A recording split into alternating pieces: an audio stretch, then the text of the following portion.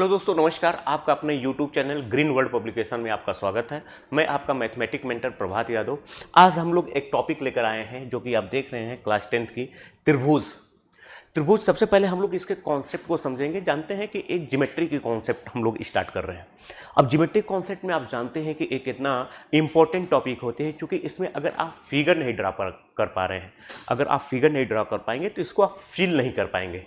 और इससे हमारे एग्ज़ाम में, यूपी बोर्ड में बहुत ही अच्छे अच्छे क्वेश्चन आते हैं और डिफ़िकल्ट लेवल को होते हैं, क्योंकि इसमें आपको वैल्यू फाइंड आउट नहीं करना रहता। जैसे हम लोग क्वाड्रेटिक में पढ़ते हैं, इसके रूट्स बताइए, जैसे एपीजेपी में पढ़ते हैं, इसकी वैल्यू बताइए। ये सब इसमें क्या रहता है, हमको प्रूफ करने के लिए रहता है कि कोई चीज़ दिया है, कर आप प्रूफ करिए, ये इसके इक्वल होगा, ये इसके इक्वल होगा। तो आइए सबसे पहले हम लोग शुरुआत इसमें कॉन्सेप्ट थ्योरी वगैरह से करते हैं। इसके कुछ कॉन्सेप्ट हैं, कुछ थ्योरी हैं। तो अगर आप अभी तक चैनल को लाइक, सब्सक्राइब तथा शेयर नहीं किए हो तो एक बार चैनल को लाइक, सब्सक्राइब तथा शेयर कर दीजिए, जिससे ज़्यादा से ज़्यादा बच्चे जुड़ जाएं, ज़्यादा से ज़्यादा लोगों का फायदा हो। तो आइए देखिए, आपके स्क्रीन पे दिख रहा है राजीव क्वेश्चन बैंक का आपको त्रिभुज, टॉपिक 6 है। त्रिभुज में सबसे पहले हम लोग आते हैं इसके कुछ बेसिक कॉन्सेप्ट और थ्योरी के बारे में। तो देखिए, यहाँ पे सबसे पहले आपको सबसे पहला जो पॉइंट है इसके बारे में हम लोग यहाँ पे देखते हैं। तो जो सबसे पहली पॉइंट है यहाँ पे कह रहा है कि पहला पॉइंट, वे दो आकृतियां जिनकी आधार समान हो। देखिए, आधार का मतलब जिनके रूप समान हो। थोड़ा इसमें हमको लगता है मिस्टेक, रूप समान हो परंतु आवश्यक रूप से आयाम, आयाम का मतलब इसकी साइज, साइज का मतलब हुआ लेंथ, ब्रीथ, हाइट, साइज समान न हो। कोई जरूरी नहीं है कि इसकी साइज भी समान हो। ऐसी आकृतियों को समरूप आकृतियां कहलाती हैं। अर्थात ऐसे फिगर को, ऐसी आकृतियां जो देखने में एक दूसरे को क्या हो, समान नजर आ रही हो, लेकिन जरूरी नहीं है कि उनकी आकृति आपस में दोनों इक्वल हो, ये आवश्यक नहीं है। ऐसी आकृतियों को हम लोग बोलते हैं समरूप त्रिभुज या समरूप आकृतियां। क्योंकि अगर त्रिभुज की बात करेंगे तो समरूप त्रिभुज हो जाएगा, और आकृति के बारे में करेंगे तो ऐसी आकृतियों को हम लोग बोलेंगे समरूप आकृति। सम मतलब होता है समान, रूप मतलब होता है एक जैसा देखने में। ऐसी आकृतियों को हम लोग बोलते हैं समरूप आकृति। अर्थात जैसे आप लोग यहाँ पे इसको इस तरह से भी समझ सकते हैं, जैसे एक लाइन ए है और एक लाइन हमने ए ड्रॉ कर दिया। देखिए, ये दोनों देखने में एक जैसी लग रही हैं, समान लग रही हैं, समान रूप की लग रही हैं, लेकिन इन दोनों की आयाम, अमाप, मतलब इन दोनों का जो साइज है, ये देखिए आपस में इक्वल नहीं है, इक्वल नहीं है। और ये देखिए इनका जो शेप है एक जैसा लग रहा है, ठीक। ऐसी आकृतियों को हम लोग बोलते हैं समरूप आकृतियां। जैसे आप इसको और बेसिक जैसे देखते हैं, कुछ बच्चे होते हैं जो खिलौने, जैसे गाड़ी के खिलौने, हीरो होंडा का कोई ले लिया, एक हीरो होंडा देखते हैं जो रोड पे चलती है, बड़ी बाइक होती है। ये दोनों समरूप हैं, ये दोनों की समान आकृतियां हैं, लेकिन इनका अमाप, इनकी जो साइज है आपस में इक्वल नहीं है। जैसे आप देखते हैं एक बल्ला हो गया जो बच्चे लेकर खेलते हैं, एक बल्ला जो मैच में लोग खेलते हैं, बड़े लोग खेलते हैं। देखिए, दोनों समान रूप के लगते हैं, देखने में दोनों समान लगते हैं, लेकिन अमाप, इनकी साइज आपस में इक्वल नहीं होती है। कुछ बच्चे होते हैं जो छोटे छोटे, जैसे खिलौनों में जैसे घर ले ये रहते हैं, एक बड़ी घर होते हैं जिसमें इंसान रहता है, उसमें इंसान नहीं रह सकता है। दोनों क्या है, समान रूप के हैं, ठीक। जैसे बाइक हो, 4 व्हीलर होती है, कुछ बच्चे जो होते हैं छोटे खिलौने 4 व्हीलर लेकर खेलते हैं। एक 4 व्हीलर जो बड़ी होती है, 4 पहिए वाली कारें जो होती हैं, वो बड़ी होती हैं, जो रोड पे चलती है। दोनों देखने में समान रूप के, लेकिन इनका आमाप, इनका जो साइज है आपस में इक्वल नहीं है। इस टाइप के फिगर को, इस टाइप के आकृति को हम लोग बोलते हैं समरूप आकृति, ठीक। आगे हम लोग डिस्कस करेंगे कि समरूप को हम लोग मैथमेटिक्स में एक सिंबल इससे यूज करते हैं। इस टाइप का सिंबल रहेगा, इसको हम लोग बोलेंगे समरूप। जिसे हमने कह दिया कि सपोज करिए एक त्रिभुज हमने बनाया, एक ट्राइंगल, एक ABC, एक बड़ा ट्राइंगल हमने बनाया, इसका हमने नाम लिखा PQR।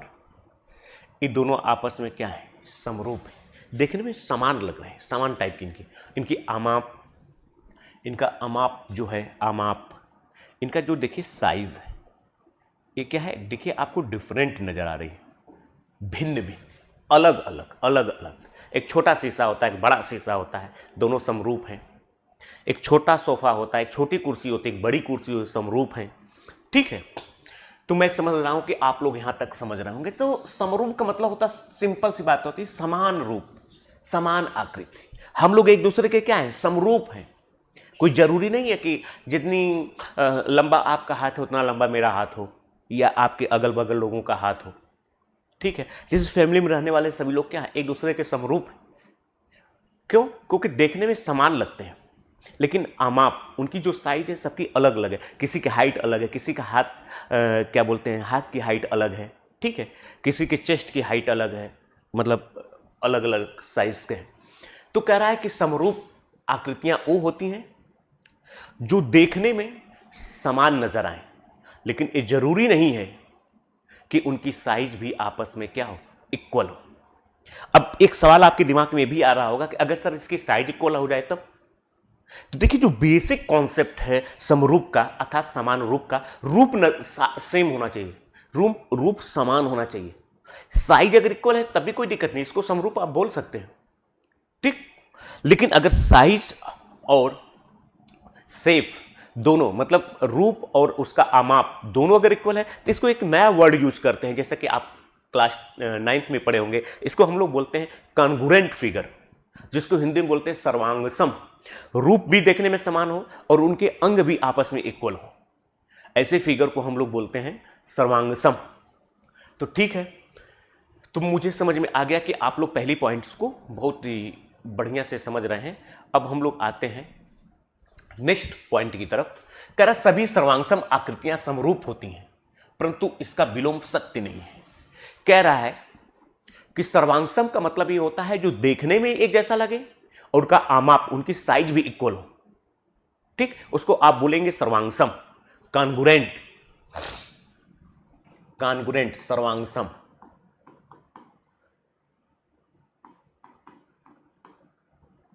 जिसको इंग्लिश में बोलते हैं कॉन्ग्रुएंट। ठीक, इसमें क्या होगा, समान रूप होना चाहिए एंड समान आमाप होना चाहिए, मतलब शेप और मतलब साइज। तो इसको हम लोग बोलेंगे कॉन्ग्रुएंट फिगर,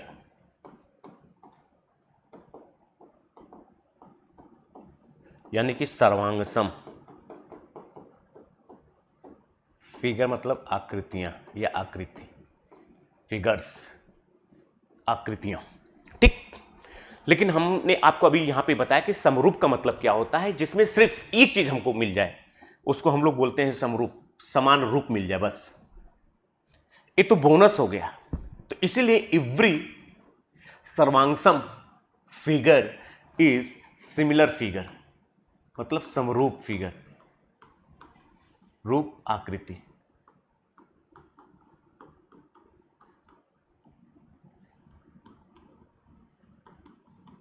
बट लेकिन इसका कन्वर्स, इसका उल्टा जरूरी नहीं है भाई।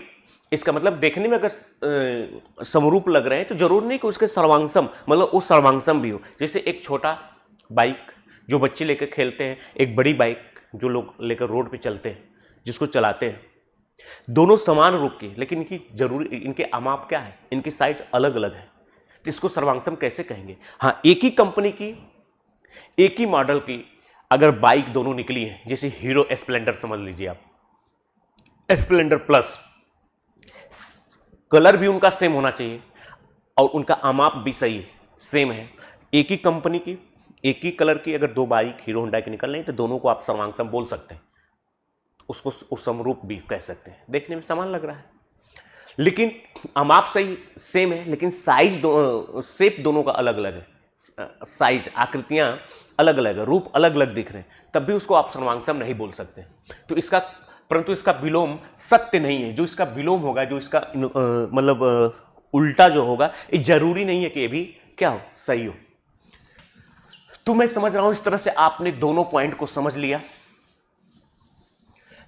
अगर हम लोग इसको थोड़ा सा, चूंकि हम लोग यहां पे ट्राइंगल पढ़ रहे हैं, तो ट्राइंगल के परिप्रेक्ष्य में अगर हम लोग देखें तो सपोज करिए कि एक ट्राइंगल ए है आपका, इसका हमने नाम लिखा ए बी सी, और एक हमने ट्राइंगल ए बनाया डी ई एफ। ए साइज ए इसके इक्वल है, ए इसके इक्वल है, और ए इसके इक्वल है। ए एंगल इसके इक्वल है, ए इसके इक्वल है, और ए इसके इक्वल है। तो हम लोग बोलेंगे दोनों फिगर क्या है, सर्वांगसम है। मैथमेटिक्स में इसी को हम लोग बोलते हैं सर्वांगसम। इसको डिनोट किया जाएगा इससे, जिसको इंग्लिश में आप जानते हैं कॉन्ग्रुएंट। क्या है, ट्राइंगल है। तो देखिए इसकी आकृति भी समान लग रही है, इसका आमाप साइज भी समान लग रहा है, तो आप इसको कह सकते हैं कि ये दोनों क्या है, triangle, triangle A B C similar triangle D E F. क्यों? क्योंकि समरूप के लिए समान रूप होना चाहिए, समान रूप ऑलरेडी है। ठीक, सर्वांगसम के लिए रूप भी समान होना चाहिए, आमाप भी समान होना चाहिए। ठीक है, चलिए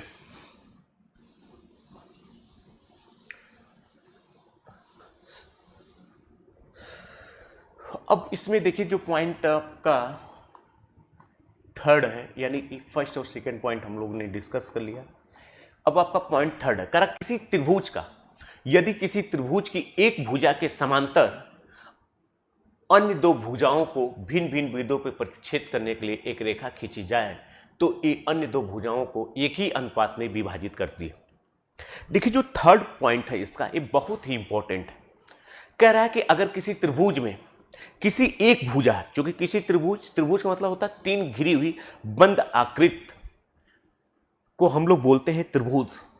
तो कह रहा है किसी त्रिभुज में किसी एक भुजा के समांतर एक रेखा खींचते हैं, तो ये अन्य दो भुजाओं को अन्य दो बिंदुओं पे प्रतिच्छेद करेगी, और वो दोनों बिंदु उस रेखाखंड को समान अनुपात में डिवाइड करता है। इसका मतलब क्या होता है, ये जो लिखा गया है पॉइंट, इसी को हम लोग बोलते हैं थेल्स प्रमेय।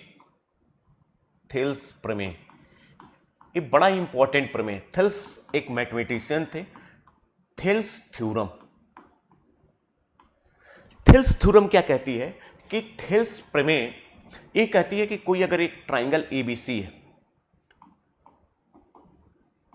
कोई एक लाइन सपोज करिए यल है जो बीसी के पैरेलल है, कि लाइन यल पैरेलल बीसी है, उस साइड एबी को पॉइंट डी पे, साइड एसी को पॉइंट ई पे प्रतिच्छेद करती है, अर्थात इंटरसेक्ट करती है। प्रतिच्छेद करती है मतलब काटती है।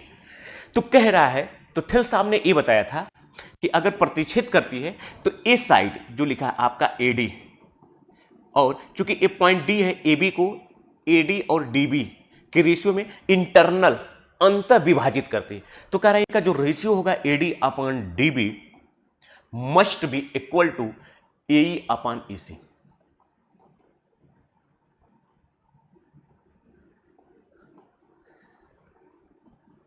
ठीक, इसका मतलब क्या होगा कि AD upon DB is equal to AE upon EC. ठीक, इसी को हम लोग बोलते हैं थेल्स प्रमेय, थेल्स थ्योरम। अब इसी के स्टेप में थोड़ा सा हम लोग आगे और बढ़ते हैं।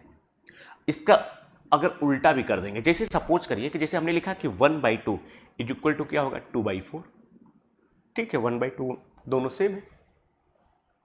अगर आप इसका इन्वर्स कर देते हैं उल्टा, तो यानी 2/1 इज इक्वल टू क्या हो जाएगा 4/2, तब भी इनका रेशियो आपस में क्या होगा, इक्वल होगा। तो ये बात मैं यहां से मैं ये लिखना चाह रहा हूं कि अगर इसको आप उल्टा कर देते हैं, यानी कि dB अपॉन AD, तो वही होगा जो EC अपॉन AE। ठीक, अगर इसमें दोनों साइड, चूंकि दोनों आपस में इक्वल है, तो इसमें कोई भी नंबर ऐड करिए चाहे सब्ट्रैक्ट करिए, इसकी वैल्यू पे कोई प्रभाव नहीं पड़ेगा। ठीक, तो अगर आप इसमें 1 ऐड कर देते हैं दोनों साइड, तो देखिए इसको हम लोग बोलते हैं उपप्रमेय। क्या होगा? उपप्रमेय। इसको बोलते हैं कोरोलरी। कोरोलरी। उपप्रमेय को इंग्लिश में बोलते हैं कोरोलरी। COROLARY। कोरोलरी। ठीक। ये क्या कहता है? अगर दोनों तरफ 1 ऐड कर देंगे तो ए हो जाएगा AD प्लस 1, AD अपन DB प्लस 1, AE अपन EC प्लस 1। एलसीएम ले लेंगे AD प्लस DB मतलब AB। तो इसका मतलब ये हो जाएगा कि AB अपॉन DB वही होगा जो AC अपॉन EC। अगर इसमें आप ऐड कर देंगे तो इसमें भी वही हो जाएगा कि AB upon AD must be AC upon AE। अगर आप इसका इन्वर्स कर देते हैं थर्ड का, तो यानी कि DB upon AB is equal to EC upon AC। ठीक है। तो ये बड़ा इंपॉर्टेंट कॉन्सेप्ट यहां से निकल के आया है कि अगर किसी ट्रायंगल में किसी भी साइड के पैरेलल अगर कोई एक लाइन आपने ड्रॉ किया, तो ये अन्य दो साइड को जिन दो पॉइंट पे इंटरसेक्ट करेगी, विभाजित करेगी, ये दोनों पॉइंट इस रेखाखंड और इस रेखाखंड को सेम रेशियो में डिवाइड करेंगे। अगर आपने पहले ए ले लिया AD अपॉन DB, तो पहले ए लिया है तो पहले आप AE अपॉन EC। अगर पहले आपने लिखा है DB तो यहां से लिखेंगे EC अपॉन DA तो EA। ठीक। इसी को हम लोग बोलते हैं थेल्स थ्योरम। ठीक। अब इसी थ्योरम में इसका उल्टा भी होता है। क्या? इसका उल्टा कुछ यूं होता है कि अगर किसी त्रिभुज में कोई एक रेखाखंड है, इस थेल्स प्रमेय का विलोम, इसका inverse converse is also true. Also true मतलब थेल्स प्रमेय का विलोम भी सही है। क्या है थेल्स प्रमेय का विलोम? कि अगर कोई एक ट्राइंगल है, सपोज करिए PQR, कोई एक लाइन है, सपोज करिए L, ये PQ को पॉइंट D पे और PR को पॉइंट E पे इस प्रकार से डिवाइड करता है कि PD अपॉन DQ इनका और इनका रेशियो वही होगा जो PE अपॉन ER का है। कह रहा कि किसी त्रिभुज में कोई एक लाइन है जो त्रिभुज की अन्य दो भुजाओं को अन्य दो पॉइंट पे इस प्रकार से डिवाइड कर रही है, विभाजित कर रही है कि उनके द्वारा जो रेखाखंड बन रहे हैं इनका रेशियो अगर आपस में इक्वल है, तो इसका मतलब ये है कि ये जो लाइन है ये इसके पैरेलल होगा। इसका मतलब ये है कि ये जो लाइन होगा यानी कि DE ये पैरेलल क्या होगा? QR। इसको बोलते हैं थेल्स प्रमेय का विलोम। अगर थेल्स प्रमेय सत्य है तो इसका विलोम भी सत्य होगा। ये दोनों बड़े इंपॉर्टेंट कॉन्सेप्ट हैं, आप अपने माइंड में रखे रहिएगा as a point of board के एग्जाम से। जब बोर्ड क्रॉस करके आप आगे जाते हैं, जैसे 11th में पढ़ेंगे, 12th में पढ़ेंगे, तो 11th में हाइट एंड डिस्टेंस टॉपिक है और भी कई सारे टॉपिक हैं। इसके बाद जब आप कंपटीशन की तैयारी करते हैं तो इस सब ज्योमेट्री का बहुत बड़ा रोल होता है, जिसको हम लोग एडवांस मैथमेटिक्स के रूप में भी जानते हैं। तो ठीक, तो ये भी रिजल्ट आपको पता होना चाहिए। चलिए, इसको बाकायदे प्रूफ किया जाता है, क्योंकि हम लोग यहाँ पे अभी रिजल्ट के बारे में ही बातचीत कर रहे हैं। तो अब कह रहा है यदि दो त्रिभुज जो में संगत कोण बराबर हो तो उनकी संगत भुजाएं एक ही अनुपात में होती हैं और इसलिए दोनों त्रिभुज समरूप होते हैं। ये कह रहा है कि अगर आपने दो त्रिभुज इस प्रकार से खींचा कि इनके संगत कोण आपस में इक्वल है। संगत कोण का मतलब जिसे हमने लिखा त्रिभुज ABC के संगत कोण ABC त्रिभुज DE डी ई एफ के संगत कोण यानी ए बराबर डी, बी बराबर ई, सी बराबर एफ अगर आपस में समान हैं तो त्रिभुज एबीसी की साइड AB, त्रिभुज डीईएफ की साइड DE का अनुपात वही होगा जो BC अपान EF का होगा और AC अपान DF का होगा। ठीक, तो ये कह रहा है कि अगर दो त्रिभुज यानी कि पॉइंट 4 के बारे में हम लोग बात कर रहे हैं। देखिए पॉइंट 4 क्या कह रहा है कि दो त्रिभुज, सपोज करिए कि एक त्रिभुज आपका लिखा है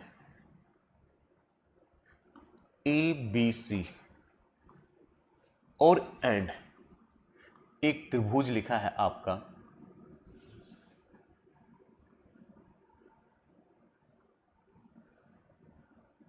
DEF।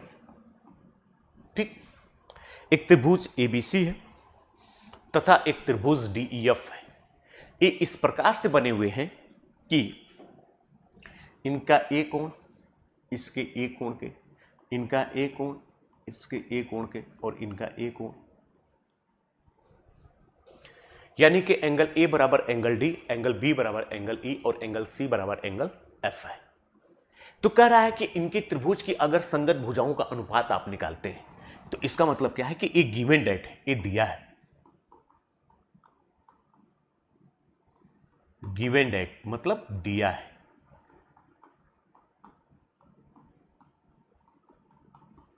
क्या दिया है कि त्रिभुज ABC के संगत कोण, तो अगर आपने लिखा है त्रिभुज ABC के संगत कोण, त्रिभुज DEF के संगत कोण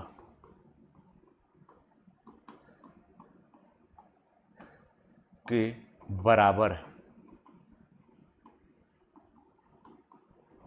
त्रिभुज ABC के संगत कोण त्रिभुज DEF के संगत कोण के बराबर है।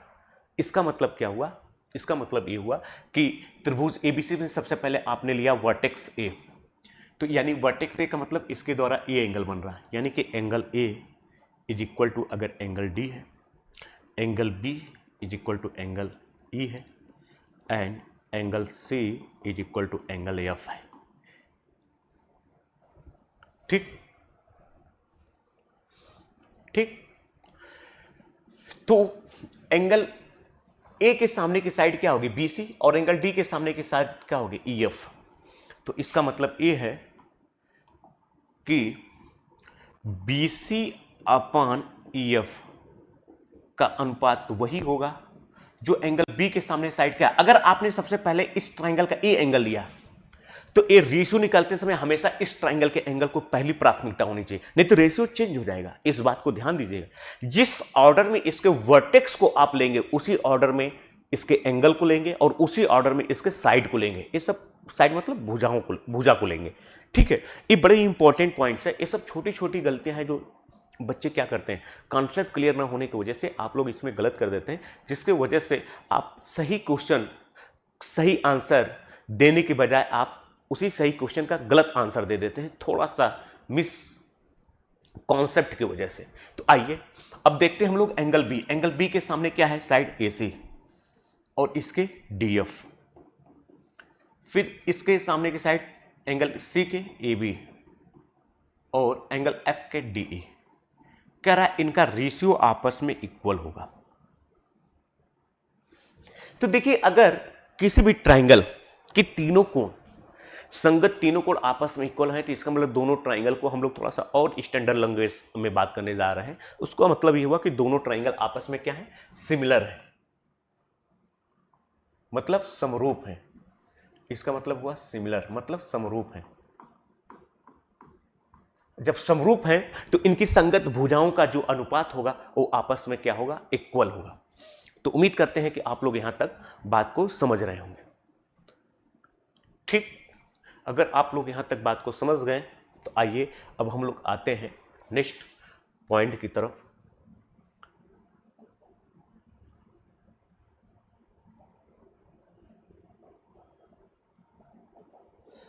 आइए अब हम लोग बात करने जा रहे हैं पॉइंट 5 के बारे में।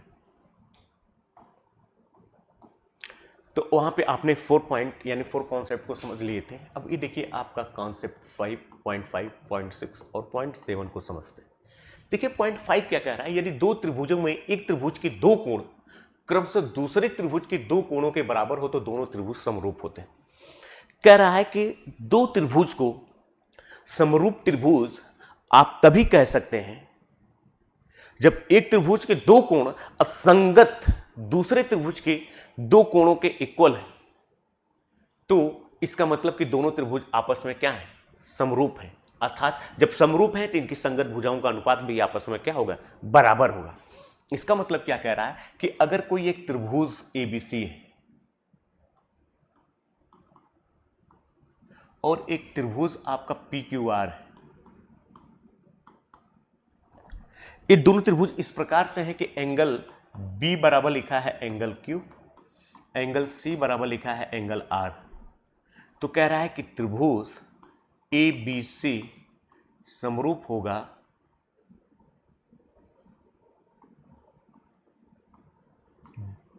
P Q R.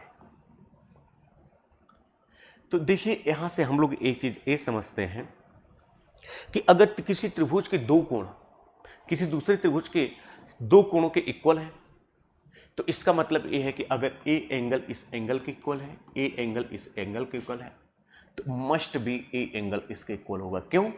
क्योंकि हम लोग जानते हैं कि किसी भी त्रिभुज के तीनों अंतःकोणों का the sum of interior angle of any triangle must be equal to 180 degree.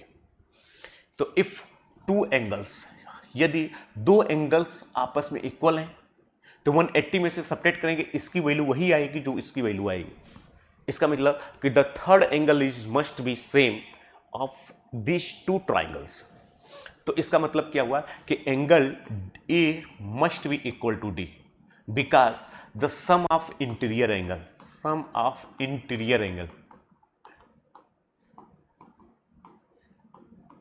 Of this two triangle is equal 180 degree. मतलब कि इन दोनों ट्राइंगल के अंतः कोणों का जो एक फल होता है, योगफल वो 180 डिग्री होता है, जिसमें से दोनों ट्राइंगल के दोनों एंगल सेम है। तो 180 में से दोनों एंगल को घटाएंगे तो मतलब जो थर्ड आएगा वो भी आपस में क्या होगा, इक्वल होगा। तो इसका मतलब कि किसी भी ट्राइंगल के तीनों एंगल अगर आपस में इक्वल हैं तो इसका मतलब ये दोनों ट्राइंगल क्या होंगे, समरूप होंगे। अगर समरूप होंगे मतलब समान रूप के होंगे, समान आकृति के होंगे, तो उनके भुजाओं का जो रेशियो होगा वो आपस में क्या होगा, इक्वल होगा। ठीक, तो इस तरह से हम लोग देख रहे हैं कि यदि दो त्रिभुजों में एक त्रिभुज के दो कोण क्रमशः दूसरे त्रिभुज के दो कोण के बराबर हों तो दोनों त्रिभुज क्या होंगे, समरूप होंगे, मतलब सिमिलर।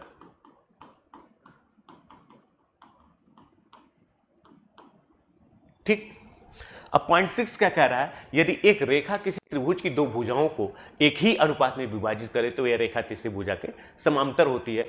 अर्थात इसके बारे में हम लोगों ने डिस्कस किया था, ए थेल्स प्रमेय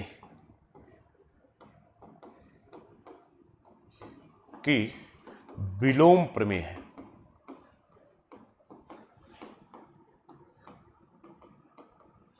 ठीक, मतलब converse of Thales theorem is also true. अर्थात ये कह रहा है कि किसी त्रिभुज एबीसी में साइड बीसी के पैरेलल एक हमने लाइन, समझ लीजिए रेखाखंड यम ड्रॉ किया, तो कह रहा है कि अगर ए इनका और इनका रेशियो आपस में इक्वल है, अर्थात A D upon D B is equal to लिखा है ए ई अपान ई सी, तो इसका मतलब ये कह रहा है कि जो लाइन यम है ये पैरेलल होगा बी सी के। यानी कि किसी त्रिभुज में किसी एक भुजा, कह रहा कि यदि एक रेखा किसी त्रिभुज की दो भुजाओं को समान अनुपात में विभाजित करती है, अंतः विभाजित करती है, तो यह रेखा तीसरी भुजा के समांतर, इसको हम लोग बोलेंगे कन्वर्ज ऑफ थेल्स थ्योरम।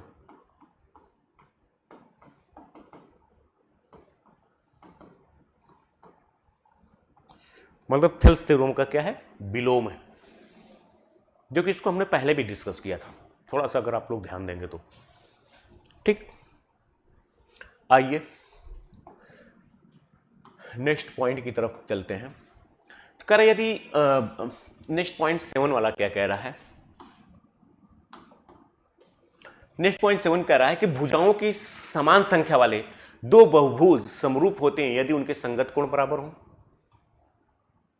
उनकी संगत भुजाओं एक ही अनुपात में हो अतः समानुपाती हो। कर भुजाओं की समान संख्या वाले बहुभुज, बहुभुज मतलब जिसमें एक से ज्यादा बहुभुज, मतलब 3 से ज्यादा भुजाएं। तो जैसे मान लीजिए हम यहां पे ट्राइंगल की अगर बात करते हैं तो कह रहा है अगर सपोज करिए हमने ट्राइंगल ले लिया ए बी सी और एक हमने ट्राइंगल ले लिया पी क्यू आर। ठीक, कर भुजाओं की समान संख्या वाले दो बहुभुज समरूप होते हैं यदि उनके संगत कोण। तो कह रहा है कि पहली जो कंडीशन है समान कोण हो,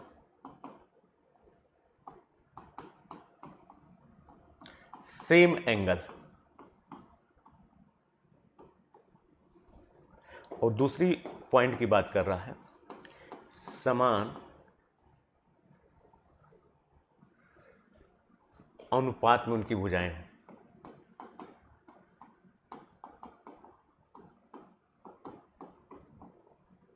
यानी कि सेम रेशियो ऑफ साइड।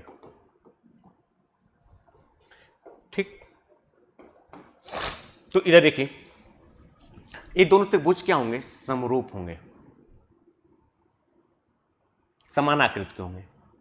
अगर ए एंगल इस एंगल के इक्वल है, ए एंगल इस एंगल के इक्वल है और ए एंगल इस एंगल के, तो हम लोग बोलेंगे कि दोनों त्रिभुज आपस में क्या है, समान रूप के। या करा इसकी साइड अर्थात ए बी सेकेंड वाला point upon A side P Q बराबर B C upon Q R is equal to A C upon P R, या ए आपस में इक्वल हो, या तो उनके संगत कोण आपस में इक्वल हो या तो उनकी संगत भुजाएं आपस में इक्वल हो। तो हम लोग बोलेंगे कि ये दोनों त्रिभुज क्या है, समरूप, मतलब समान आकृति के।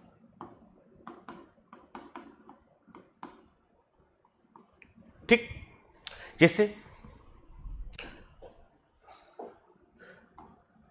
जैसे आप चाहें तो कोई भी एक फिगर ले लीजिए, जैसे हमने एक पेंटागन ले लिया,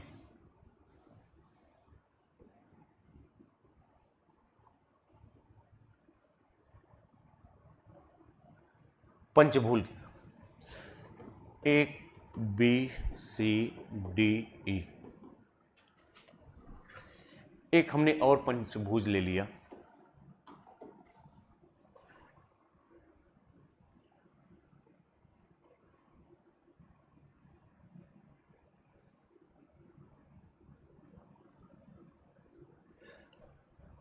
P Q R S T.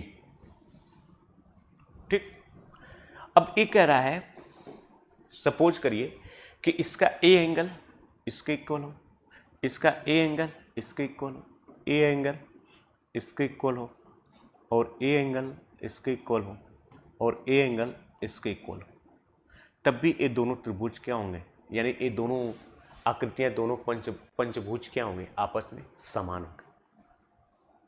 ठीक, इसको हम लोग क्या बोलेंगे, आपस में समान है। ठीक, या ये पहली बात हो, या इनके साइड, साइड मतलब भुजाएं, साइड यानी कि ए बी, संगत साइड यानी कि ए बी, तो इधर संगत पी क्यू, उधर बी सी, इधर क्यू आर, उधर सी डी, इधर आर एस, इधर डी ई,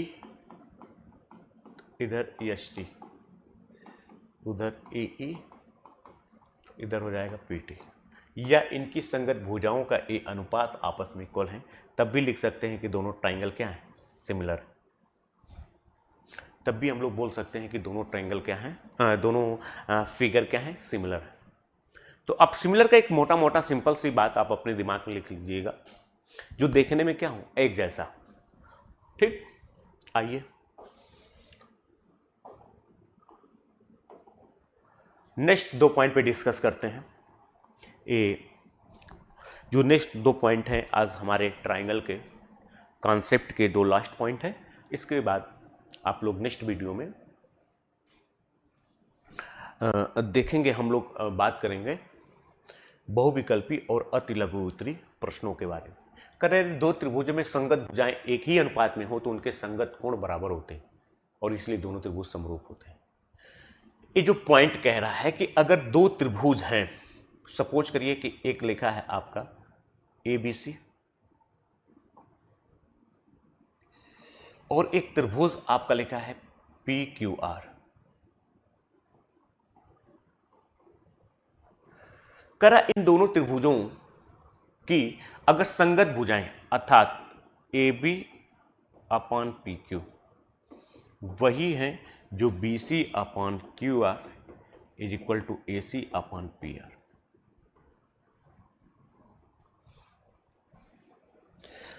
करा कि यदि 2 त्रिभुजों में संगत भुजाएं एक ही अनुपात में हो तो उनके संगत कोण बराबर होते हैं। अगर एक सेम अनुपात में है, एक गिवन है, तो इसका मतलब इस सेम अनुपात में तभी हो पाएंगे जब angle A is equal to angle P, angle B is equal to angle Q and angle C is equal to angle R।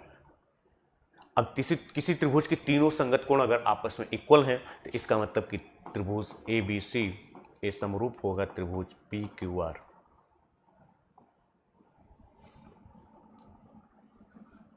इसका मतलब कि त्रिभुज ABC सिमिलर होगा त्रिभुज PQR के। ठीक, आइए नेक्स्ट पॉइंट की तरफ देखते हैं। देखिए नेक्स्ट पॉइंट जो आपका कह रहा है कि यदि एक त्रिभुज का एक कोण दूसरे त्रिभुज के एक कोण के बराबर हो तथा इन कोणों को निर्गत करने वाली, निर्गत अर्थात बनाने वाली, निर्गत मतलब बनाने वाली,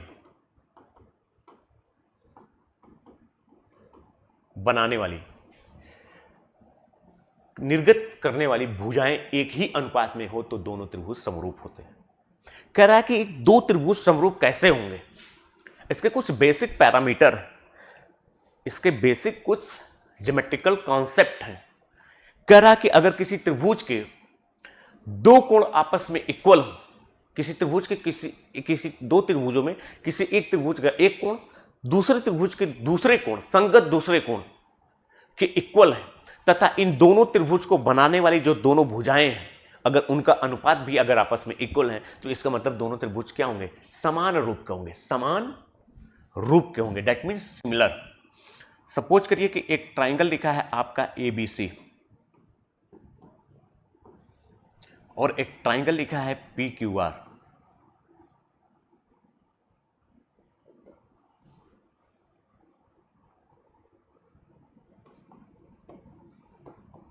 सपोज करिए ए एंगल इस एंगल के इक्वल है, तो इस एंगल को बनाने वाली साइड AB और क्या है AC अर्थात BA प्लस CA और इस ट्राइंगल को बनाने वाली साइड QP और RP है। तो कह रहा है कि अगर एंगल A बराबर एंगल B है एंड तथा अगर इनका रेशियो यानी कि AB अपान PQ वही होगा जो AC अपान PR है तथा इनकी संगत भुजाओं का अनुपात भी आपस में इक्वल है, तो इसका मतलब ये है कि ये दोनों त्रिभुज आपस में क्या है, समरूप है। इस समरूप का साइन होता है।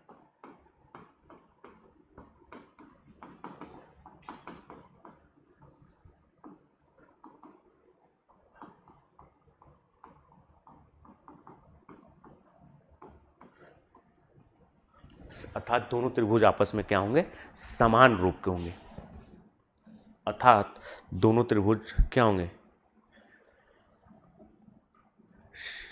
समरूप होंगे। ठीक, तो इस तरह से हम लोगों ने इसके कुछ ट्राइंगल के कुछ इंपॉर्टेंट कॉन्सेप्ट के बारे में डिस्कस किया, ना कि ट्राइंगल की पूरी कंप्लीट थ्योरम के बारे में डिस्कस किया। जैसे ट्राइंगल की complete theorem, internal angle bisector, अंतःकोण विभाजन करने वाली है, एक्सटर्नल कोण है। फिर इसके बाद है कि इसके बाद आपका कि किसी ट्रेपेजियम में इसके डायगोनल एक दूसरे को, मतलब किसी समलंब चतुर्भुज में के दो के विकर्ण एक दूसरे को समान रेशियो में डिवाइड करते हैं। फिर इसके बाद अगर तीन पैरेलल लाइन को दो ट्रांसवर्स तिर्यक रेखा एक दूसरे को क्या है, समान अनुपात में डिवाइड करती है। अगर उनके एक द्वारा अंतर अनुपात समान है तो दूसरे द्वारा भी। इस सब बहुत सारे कॉन्सेप्ट हैं, लेकिन यहाँ पे हम लोग कुछ इंपॉर्टेंट सेलेक्टेड कॉन्सेप्ट हम लोग यहाँ पे लेके डिस्कस किए हैं। तो आज के लिए इतना ही। बहुत बहुत धन्यवाद।